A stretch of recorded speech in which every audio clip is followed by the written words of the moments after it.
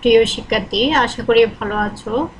আজকে আমি তোমাদের পঞ্চম অধ্যায়ের তাড়িৎ-চুম্বকীয় আবেশ ও পরবর্তী প্রবাহের সৃজনশীল বোর্ড প্রশ্নগুলো নিয়ে আলোচনা করব। তাহলে দেখো, প্রথমে রাজশাহী বোর্ড 2017 সালের একটা প্রশ্ন দেখো। সায়েম পদার্থবিজ্ঞান পরীক্ষাগারে একটি তার কুণ্ডলী নিয়ে পরীক্ষা করছে। সে 500 পাকের কুণ্ডলীতে 2.5 অ্যাম্পিয়ার তড়িৎ প্রবাহ চালনা করে চৌম্বক ফ্লাক্স পেল 2 × 10⁻² ওয়েবার। সায়েম ধারণা করছে কুণ্ডলীতে 2 সেকেন্ড সময় পর্যন্ত তড়িৎ প্রবাহ চালিয়ে সে 8 ভোল্ট আবিষ্ট তড়িৎচালক শক্তি পাবে। তাহলে আমার এখানে কি কি আছে? পাক সংখ্যা দেওয়া আছে, তড়িৎ প্রবাহ দেওয়া আছে, চৌম্বক ফ্লাক্সের মানও দেওয়া আছে। সময় বলছে 2 সেকেন্ডে যদি তড়িৎ প্রবাহ চালায় সে 8 ভোল্ট তড়িৎচালক শক্তি আবিষ্ট করতে পারবে। তাহলে গতে বললো কি, দেখো কুণ্ডলীটির সক্রিয় আবেশ গুণাঙ্ক কত। তাহলে সক্রিয় আবেশ গুণাঙ্কের সূত্র আমরা জানি, যেহেতু পাক সংখ্যা আছে তাহলে n পাই সমান হবে Li। তাহলে আমার এখানে n এর মান আছে, i এর মান আছে, পাই এর মান আছে। তাহলে এখান থেকে আমি l এর মান সহজে বের করতে পারবো, একদম সহজ। এরপরে বললো কি, সায়েমের ধারণা যথার্থতা যাচাই করো। অর্থাৎ সায়েম যে বললো আবিষ্ট তড়িৎচালক শক্তি 8 ভোল্ট, সে 8 ভোল্ট পাবে কিনা। তাহলে এখানে ফ্লাক্সের পরিবর্তন দেওয়া আছে কত, 2 × 10⁻² ওয়েবার। সময় দেওয়া আছে কি dt 2 সেকেন্ড। তাহলে এখান থেকে আমি ফ্যারাডের সূত্র থেকে এপসিলন সমান -n dφ/dt থেকে সহজেই আবিষ্ট তড়িৎচালক শক্তির মানটা বের করতে পারবো। তাহলে এখানে -5 ভোল্ট পাচ্ছি।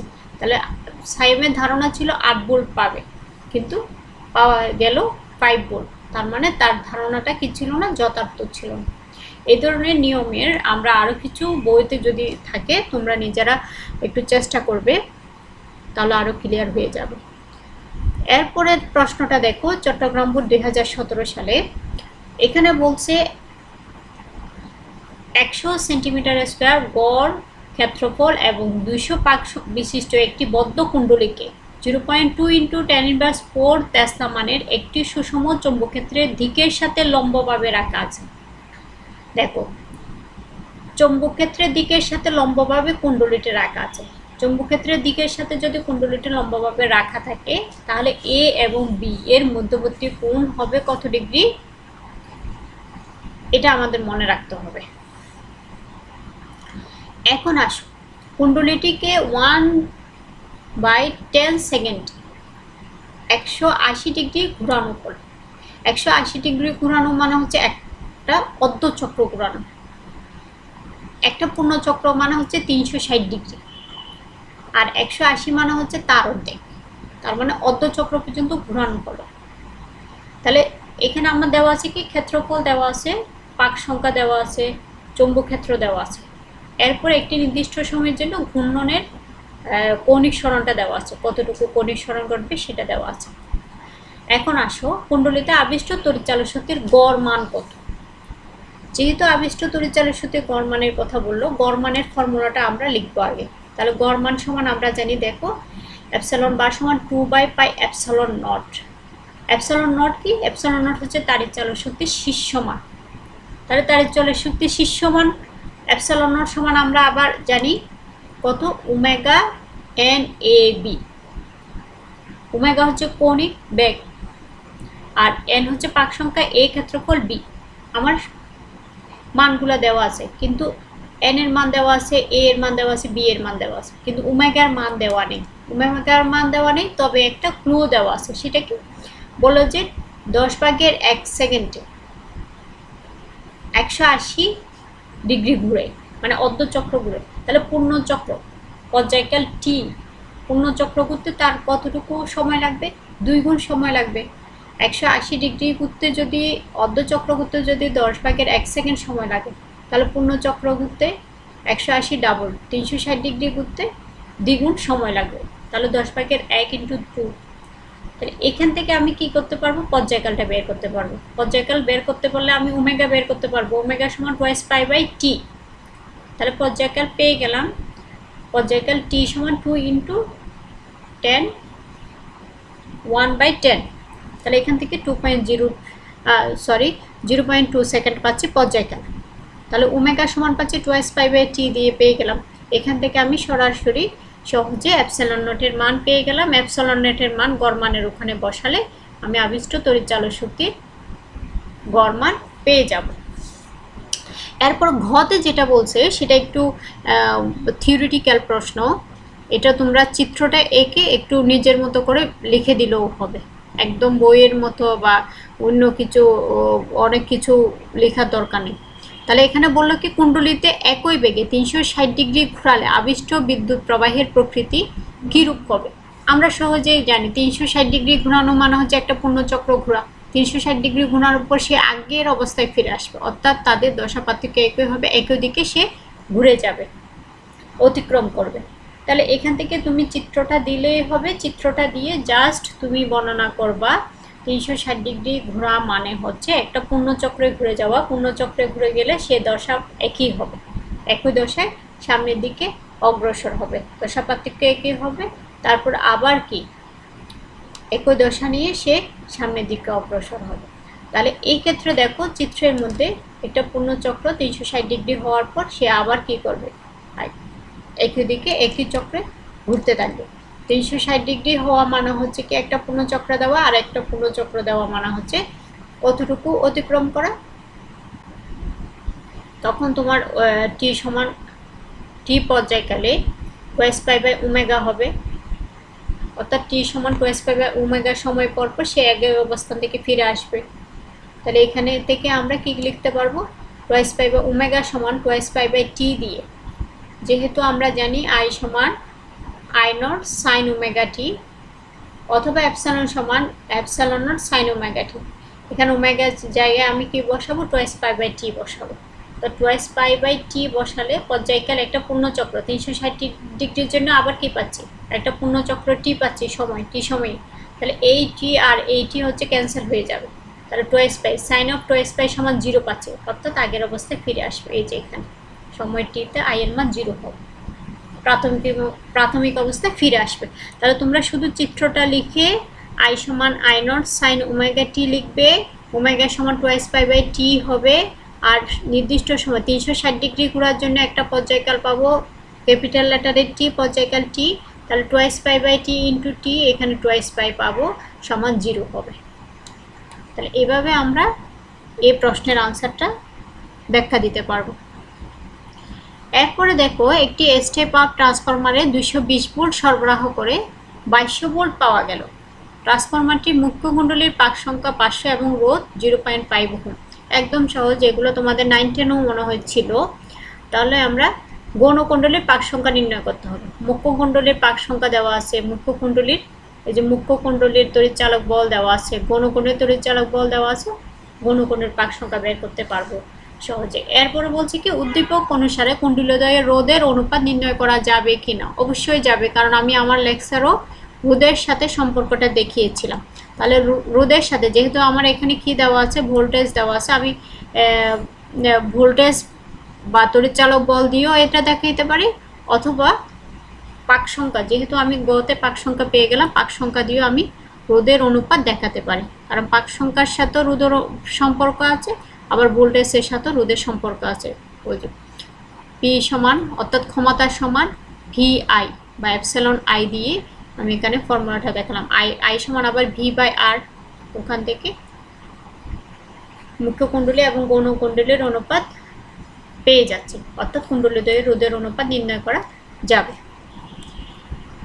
এরপরে সিলেট বোর্ড 2019 সালের একটা প্রশ্ন দেখো, একটি বিদ্যুৎ উৎপাদনকারী কুণ্ডলীকে 20 ওয়েবার পার মিটার স্কোয়ার মানে সুষম চৌম্বক ক্ষেত্রে 6.28 রেডিয়ান পার সেকেন্ড সমকৌণিক বেগে ঘুরতে দেওয়া হলো। তাহলে আমি এখানে পাচ্ছি কি কি, চৌম্বক ক্ষেত্রের মান পাচ্ছি, কৌণিক বেগ ওমেগা পাচ্ছি, কুণ্ডলীর পাক সংখ্যা ও ক্ষেত্রফল যথাক্রমে 100 এবং 1.0 মিটার স্কোয়ার। তাহলে ক্ষেত্রফল পাচ্ছি, পাক সংখ্যা পাচ্ছি। গতে আমাকে বললো যখন কুণ্ডলীটি চৌম্বক ক্ষেত্রের সাথে লম্বালম্বী থাকে, আবারও আসছে যখন কুণ্ডলীটি চৌম্বক ক্ষেত্রের সাথে লম্বালম্বী থাকবে, কুণ্ডলীর এর সাথে বি এর মধ্যবর্তী কোণ হবে 0। কুণ্ডলী লম্বালম্বী থাকলে এ এবং বি এর মধ্যবর্তী কোণ হবে 0, অর্থাৎ এ ক্ষেত্রফল ভেক্টর এবং বি থাকবে সমান্তরাল। তাহলে এখানে থিটা এর মান সরাসরি 0 হবে। তাহলে বি এর মান দেওয়া আছে, ওমেগা দেওয়া আছে, এন এর মান দেওয়া আছে, এর মান দেওয়া আছে। আমরা জানি আবিষ্ট ভোল্টেজ বা আবিষ্ট তড়িৎচালক বল সমান omega N A B sine theta বা এপসাইলন নট সাইন থিটা। এখানে থিটা এর মান 0 যেহেতু এখানে কোনো আবিষ্ট তড়িৎচালক বল পাবো না। যেহেতু কুণ্ডলীটি চৌম্বকক্ষেত্রের সাথে লম্বালম্বী আছে, তাহলে কুণ্ডলীতে কোনো আবিষ্ট ভোল্টেজ পাওয়া যাবে না বা আবিষ্ট ভোল্টেজের মান 0 হবে। এরপরে দ্বিতীয় ঘতে আসো, কুণ্ডলীর মধ্যে দিয়ে অতিক্রান্ত চৌম্বক ফ্লাক্সের সর্বোচ্চ মান এবং কুণ্ডলীতে আবিষ্ট ভোল্টেজের সর্বোচ্চ মান একই সময়ে হবে কিনা। দেখো, অতিক্রান্ত চৌম্বক ফ্লাক্স এবং আবিষ্ট ভোল্টেজ সর্বোচ্চ, দুটিরই সর্বোচ্চ মান একই সময়ে পাবো কিনা। তাহলে এটা যদি আমি গাণিতিকভাবে বলি, তাহলে তোমরা দুইটা ফর্মুলা চোখের সামনে যদি আনো, তাহলে একটা হচ্ছে চৌম্বক ফ্লাক্স পাই সমান এ বি কস থিটা, একটা হচ্ছে কসের, আরেকটা হচ্ছে আবিষ্ট ভোল্টেজের বেলায় এপসাইলন সমান epsilon naught sine omega t বা সাইন থিটা। একটা হচ্ছে সাইনের সমীকরণ, আরেকটা হচ্ছে কি কজের সমীকরণ। কিন্তু এই ক্ষেত্রে সময় সর্বোচ্চ মান একই সময়ে পাওয়ার কথা নয়, যেহেতু যখন সাইন 0 হচ্ছে, সাইন 0 মান 0 হচ্ছে, তখন কজ 0 মান 1 পাচ্ছে। যখন সাইন 90 ডিগ্রি সমান 1 পাচ্ছি, তখন কস 90 ডিগ্রি সমান 0 পাচ্ছি। তার মানে একই হবে না। কিন্তু আমরা গাণিতিকভাবে কিভাবে দেখাই, তাহলে দেখো, চৌম্বক ফ্লাক্স পাই সমান আমরা জানি এ বি কস থিটা, আবার থিটা সমান জানি ওমেগা টি। আমি ধরে নিলাম T1 সময়ে অতিক্রান্ত চৌম্বক ফ্লাক্স, তাহলে ওমেগা T1, যেহেতু এখানে সমকোণিক বেগে ঘোরার কথা আছে, ওমেগা পরিবর্তন হবে না, T1। তাহলে চৌম্বক ফ্লাক্সের সর্বোচ্চ হবে, চৌম্বক ফ্লাক্স সর্বোচ্চ হবে কখন, যখন কস থিটা সমান 1 হবে, অর্থাৎ কস 0 হবে, থিটা এর মান 0 হবে। তাহলে কস ওমেগা টি সমান 1 হলে সর্বোচ্চ মান পাবো, অর্থাৎ কস 0 ডিগ্রি হলে সর্বোচ্চ মান পাবো। কস 0 মানে হচ্ছে T0, অর্থাৎ 0 সেকেন্ডে আমি কি পাচ্ছি, চৌম্বক ফ্লাক্সের মান সর্বোচ্চ পাচ্ছি। এখন আসো, অর্থাৎ সময় গণনা, এখানে টি এর মান, সময়ের মান 0 হওয়া মানে সময় গণনার শুরুতে, তুমি সুইচ অন করার সাথে সাথে, কাজটা শুরু করার সাথে সাথে ওই সময় আমি চৌম্বক ফ্লাক্সের মান সর্বোচ্চ পাচ্ছি। এরপরে আমি ধরলাম T2 সময়ে কুণ্ডলীতে আবিষ্ট voltage omega N A B sine omega T2। তাহলে আবিষ্ট ভোল্টেজের মান সর্বোচ্চ হবে কখন, যখন সাইন থিটার মান সর্বোচ্চ হবে। সাইন থিটার মান সর্বোচ্চ মান হচ্ছে 1 কখন পাবো, সাইন 90 ডিগ্রির জন্য, অর্থাৎ π/2 এর জন্য। তাহলে ওমেগা T2 সমান π/2, এখান থেকে T2 এর মান পাচ্ছি 0.25 সেকেন্ড, অর্থাৎ 0.25 সেকেন্ডে আমি কি পাচ্ছি, আবিষ্ট ভোল্টেজ বা আবিষ্ট তড়িৎচালক বলের মান সর্বোচ্চ পাচ্ছি। এখানে ওমেগা এর মানটা 6.28 বসিয়ে T2 এর মান পেয়ে যাচ্ছি। তার মানে দেখতে পাচ্ছি এই দুই ক্ষেত্রে সময়ের মান সমান নয়, অর্থাৎ চৌম্বক ফ্লাক্স সর্বোচ্চ মান এবং কুণ্ডলীতে আবিষ্ট আবিষ্ট তড়িৎচালক বলের সর্বোচ্চ মান একই সময়ে হবে না। এইভাবে আমরা আরো কিছু উদাহরণ বই থেকে নিজেরা চেষ্টা করব, তাহলে বিষয়গুলো আর একটু ক্লিয়ার হবে। এরপরে আসো চট্টগ্রাম বোর্ড 2019 শিলা দিক পরিবর্তী তড়িৎচালক শক্তির একটি সমীকরণ লিখলো এভাবে, E সমান 6 sin 340t। নাবিল বলল কার্যকর তড়িৎচালক শক্তির মান 6 ভোল্টের কম হবে। তাহলে একটা সমীকরণ সে লিখলো, তড়িৎচালক শক্তির একটা সমীকরণ লিখলো। নাবিল বলল যে এর কার্যকর তড়িৎচালক শক্তির মান 6 ভোল্ট থেকে কম হবে। এরপরে গতে বললো তড়িৎচালক বলের পর্যায়কাল নির্ণয় করো। একদম সহজ, পর্যায়কাল কিভাবে নির্ণয় করব, যে এখানে আমি যদি এই সমীকরণটিকে E সমান epsilon naught sine omega t এর সাথে তুলনা করি, তাহলে ওমেগা সমান হচ্ছে পাচ্ছি কত, 314। ওমেগা সমান পাচ্ছি 314। তাহলে টি সমান আমরা জানি 2s পাবে ওমেগা, হয়ে গেছে আমার পর্যায়কাল, একদম সহজ। এরপরে বললো কি, নাবিল বলল কার্যকর তড়িৎচালক শক্তির মান 6 ভোল্টের সাথে কম হবে। তাহলে এই সমীকরণ থেকে আমি কার্যকর তড়িৎচালক শক্তি বা আরএমএস ভ্যালু সমান আমরা জানি এপসাইলন নট বাই √2, অর্থাৎ 6/√2। তাহলে যেহেতু এপসাইলন নটের মান 6, এই যে 6/√2 করলে আমি পাচ্ছি 4.24, যেটা 6 ভোল্ট থেকে কম। তার মানে নাবিল ঠিক বলেছিল। এইটা ছাড়া আবার আরেকটু যদি তোমরা চাও যে এত সহজ করে করবো না, আরেকটু জটিল করে করতে চাই, তাহলে হয় কিনা একটু যাচাই করি গাণিতিকভাবে, তখন তোমরা এই প্রতিপাদন আকারে যে ফর্মুলাটা আমরা প্রতিপাদন করছিলাম ঠিক সেই সেম প্রতিপাদন আকারও তোমরা এটা বের করে দেখতে পারো।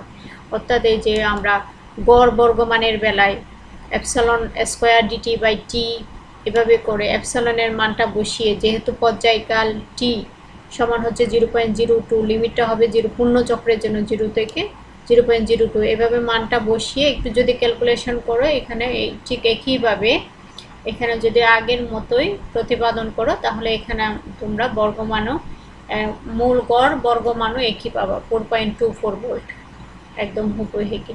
তাহলে এত জটিল কেউ চেষ্টা করলে ইন্টারেস্টেড হলে এটা করতে পারো, অথবা এটা করলেও তোমাকে একই নাম্বার দিবে।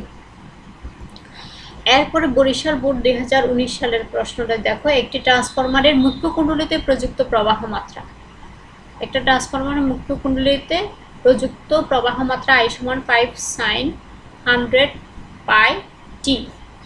এর গৌণ কুণ্ডলীতে প্রাপ্ত ক্ষমতা 150 ওয়াট এবং গৌণ কুণ্ডলীর রোধ 20 ওহম। গত বললো মুখ্য কুণ্ডলীতে কার্যকর প্রবাহ মাত্রা নির্ণয় করো। গৌণ কুণ্ডলীতে মুখ্য কুণ্ডলীতে কার্যকর প্রবাহ মাত্রা নির্ণয় করো। তাহলে আমার এই সমীকরণ থেকে আমার এখানে I নটের মান দেওয়া আছে। মুখ্য কুণ্ডলীতে প্রযুক্ত প্রবাহ মাত্রা যে সমীকরণ, সেই সমীকরণটাকে যদি আমি মূল সমীকরণের সাথে তুলনা করি, তাহলে I নট সমান আমি পাচ্ছি 5a। তাহলে ওখান থেকে কার্যকর প্রবাহ মাত্রা বা RMS value I naught by √2 এভাবে আমরা বের করতে পারবো। এরপর ঘতে বললো গাণিতিক বিশ্লেষণের সাহায্যে উদ্দীপকের ট্রান্সফরমারের প্রকৃতি নির্ধারণ করো। অর্থাৎ আমরা দুই ধরনের ট্রান্সফরমার জানতাম, স্টেপ আপ এবং স্টেপ ডাউন।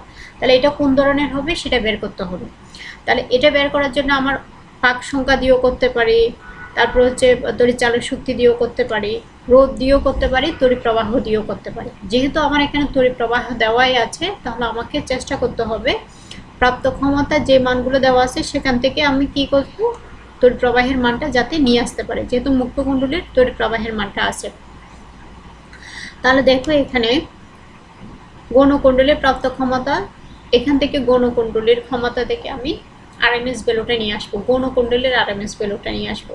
যেহেতু গৌণ কুণ্ডলীর প্রাপ্ত ক্ষমতা P সমান I square by I square into R জানি, তাহলে ওখান থেকে RMS ভ্যালুটা নিয়ে আসলাম, দেখলাম যে গৌণ কুণ্ডলীর বেলায় সে তড়িৎ প্রবাহটা 2.74 অ্যাম্পিয়ার পেলাম। তাহলে মুখ্য কুণ্ডলীর তড়িৎ প্রবাহটা বেশি, গৌণ কুণ্ডলীর চেয়ে মুখ্য কুণ্ডলীর তড়িৎ প্রবাহ যদি বেশি হয় সেটা হবে স্টেপ আপ ট্রান্সফরমার। এখান থেকে আমরা কোন ধরনের ট্রান্সফরমার সেটা বুঝতে পারবো। এরপরে দেখো যশোরপুর 2017 সালের একটা প্রশ্ন, দুটি দিক পরিবর্তী প্রবাহের সমীকরণ দেওয়া আছে। I1 সমান 50 sin 628 পাই টি এবং I2 এখানে I1 দুইবার পড়ে গেছে, I2 সমান 50 sin 400 পাই 2। তাহলে প্রথম সমীকরণে তড়িতের গড় মান বের করো, একদম সহজ। I নট দেওয়া আছে, গড় মানের রাশিমালা 2/পাই I নট, এখান থেকে বের করতে পারবো। এরপরে দ্বিতীয়টাতে বলছে আকৃতি গুণাঙ্ক কম্পাঙ্কের উপর নির্ভরশীল নয়, উদ্দীপকের আলোকে যাচাই করো। অর্থাৎ আকৃতি গুণাঙ্ক কম্পাঙ্কের উপর নির্ভর করে না, সেটা আমি উদ্দীপক অনুসারে কিভাবে পাই। দেখো আকৃতি গুণাঙ্কের সমীকরণ থেকে আমরা জানি I RMS value by I গড়। এখান থেকে আমি পাচ্ছি যে দুইটা সমীকরণেই I নটের মান অর্থাৎ শীর্ষ মান, তড়িৎ প্রবাহের শীর্ষ মান সমান। তাহলে এখানে যে রাশিটা পাচ্ছি সেখানে দুইটাতে I নট আছে, শীর্ষ মানটা আছে। তাহলে শীর্ষ মান থাকার কারণে এখানে একই হওয়ার কারণে আকৃতি গুণাঙ্কর মান কি হবে, সমান হবে। দুটি সমীকরণের আকৃতি গুণাঙ্কের মান সমান, কিন্তু ওমেগার মান ভিন্ন হওয়ার কারণে এখানে দেখো ওমেগার মান ভিন্ন হওয়ার কারণে এখানে কম্পাঙ্কটা ভিন্ন হবে। তাহলে দেখা যাচ্ছে কম্পাঙ্ক ভিন্ন হওয়া সত্ত্বেও আকৃতি গুণাঙ্কের মান একই হচ্ছে। আবার আকৃতি গুণাঙ্কের সমীকরণের মধ্যে কম্পাঙ্কের কোনো রাশি নেই, কোনো রাশি নেই। তাহলে আমরা বলতে পারি আকৃতি গুণাঙ্ক কম্পাঙ্কের উপর নির্ভরশীল নয়। কম্পাঙ্কের মান বের করলাম দুটি সমীকরণ থেকে, কারণ ওমেগা 1 সমান আমরা পাচ্ছি এখান থেকে ওমেগার জায়গায় হচ্ছে, অথবা তুমি ওই সমীকরণ দিয়েও করতে পারো, 2π ft দিয়েও করতে পারো, অথবা ওমেগা দিয়েও এটা বের করা যাবে 2π/t। ওইভাবে করে ওমেগা সমান 2π f ওইভাবে দিয়েও করতে পারবো। তাহলে এখান থেকে F1 প্রথম সমীকরণের ক্ষেত্রে f1 এর মান পাচ্ছি 314 আর f2 এর মান পাচ্ছি 200। তার মানে কম্পাঙ্ক ভিন্ন কিন্তু আকৃতি গুণাঙ্কের মান একই। এখান থেকে বলতে পারবো আকৃতি গুণাঙ্ক কম্পাঙ্কের উপর নির্ভরশীল নয়। তাহলে এখানে আমি এই চ্যাপ্টারে আর যেই ইম্পর্টেন্ট জ্ঞানমূলক প্রশ্নগুলো আছে এগুলো লিখে দিলাম, এগুলো তোমরা নিজেরা চেষ্টা করলে পারবে। আর কিছু অনুধাবনমূলক প্রশ্ন, এগুলো আমি বোঝানোর চেষ্টা করেছি, তোমাদের পড়িয়েছি। তাহলে এই পর্যন্তই, তোমরা বাসায় নিজেরা পড়াশোনা করবে। ভালো থাকবে। আল্লাহ হাফেজ।